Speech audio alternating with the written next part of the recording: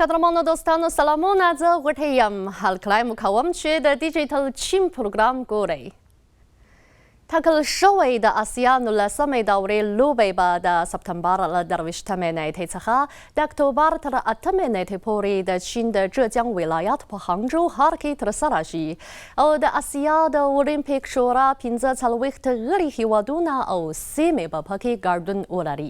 دمګړۍ د دغو لوبو تشکيلاتي کمېټه د لوبغالو او تاسيساتو ټکنالوژيک سيسټم د سياليو د تنظيم او د خدمتونو د تضمين په برخو کې په بشپړ چمتوالي بوخته ده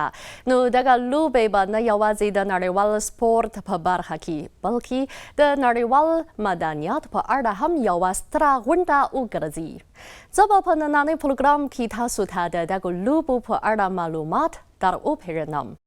د معلوماتو له مخې د اسیا نولسمې دورې لوبې به د راتلونکي سپتمبر په دروېشتمې نېټې د جيانګ ولایت په هانګ ښار کې پیل شي او 16 ورځې به دوام ولري په دغه لوبو کې به څه باندې 12 زره لوبغاړي د اسیا د اولمپیک شورا د 45 غړو هیوادونو او د بېلابېلو پلاویو څه باندې 15 زره چارواکي 4 زره او 700 لوبڅاران او 10 زره خبریالان او مطبوعاتي کارکوونکي برخه واخلي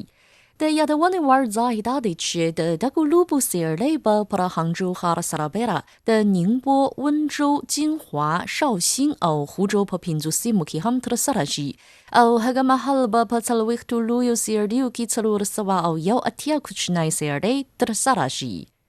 د ګراز د دغو لوبو په موده کې به د سیاليو 50 لوبغاړي وکاله ورشي چې پکې یې 12 نوي دي او نور یې له پخوانیو ودانیو څخه جوړ او ترمیم شوي دي براسیله پر دی د دغه لوبو د لوبغالو کلی د چمتوالي پر جنوبي غاړې کې دی چې د لوبغالو چارواکو او خبریالانو استوګنځایونه پکې برابر شوي دي د دغه کلي مساحت 1,110,000 متره مربع دی او 108 ودانۍ لري چې د لوبو پر مهال به پکې کابو 10,000 کسان اوسیږي